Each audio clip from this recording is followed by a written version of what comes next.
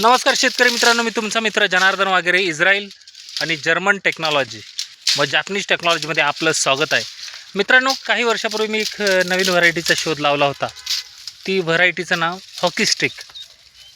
आणि ती hockey stick याच्यासाठी नाव दिलं होतं की त्याचा आकार हॉकीचा स्टिकसारखा आहे. आणि मग त्याचे आम्ही कलमं बांधून बघितले आणि आत्ता त्याला एवढ्या वर्षानंतर त्याला आंबे लागलेले आहेत. आणि ते प्रत्यक्ष मला तुम्हाला आंबा दाखवायचा आहे. हे बघा, हॉकी स्टिक मँगो.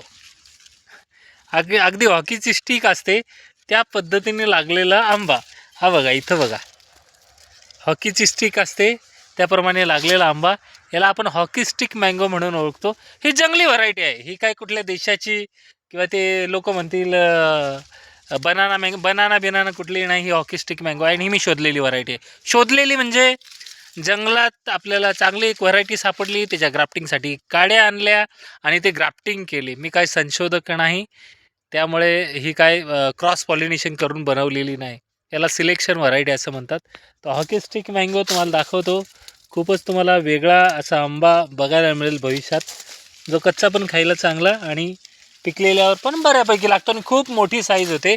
त्यामुळे पिकलेल्याची टेस्ट फारशी अशी चांगली नाही, पण एक वेगळी व्हरायटी आपल्या बागेत असावी म्हणून त्याचं कलमं केली होती. हा हॉकी स्टिक मँगो कसा वाटला नक्कीच मला कमेंटमध्ये सांगा. आणि आंब्याविषयी जर सांगायचे ठरले तर मी नेहमी सांगत होतो शेतकऱ्यांना की 60-40चा फॉर्म्युला पाहिजे. 60-40 म्हणजे 40% पालवी, 60% फ्लावरिंग, तर तुमचा आंबा टिकेल. आणि जर हा उलटा झाला, 80% पालवी जर राहिली, तर तो तुमचा 40% किंवा 20% आंबा आहे तो पूर्ण ड्रॉप व्हायला लागतो. आणि ह्या वर्षी तीच नेमकी गोष्ट झाली. लोकांना वाटलं खूप मोहर आलेला आहे, भरगच्च मोहर आलेला आहे. लोकांनी इतके भारी भारी व्हिडिओ बनवून टाकले की आमची अशी ट्रीटमेंट दिल्यामुळे अमकं झालं आणि तमकं झालं. काही झालेलं नव्हतं मित्रांनो. दोन प्रकारचे ट्रेस असतात, दोन प्रकारचे ट्रेस. एक तर पाणी दिलं नाही तरी तुमच्या बागेला ट्रेस बसेल. जास्त पाणी झालं, एखाद वर्षी पावसाळा जास्त असेल, खूप पाऊस पडला, तरी तो ट्रेसमध्येच आंबा जातो आणि त्यावेळेस भरपूर फ्लावरिंग येतं. जेव्हा ट्रेसमध्ये आंबा जातो अति पावसामुळे, तेव्हा त्याच्यामध्ये नत्राचं प्रमाण सुद्धा मोठ्या प्रमाणात वाढतंय. आणि त्या वर्षी ह्युमिनिटी जशी मिळेल तसं फ्लावरिंग नंतर पालवी येण्याचं प्रमाण पण वाढतंय. अशा वेळी ऑक्सिन तुम्ही फवारायला पाहिजे होतं, पण बऱ्याच लोकांनी ते घेतलं नाही आणि त्याच्यामुळे नवीन पालवी फुटली.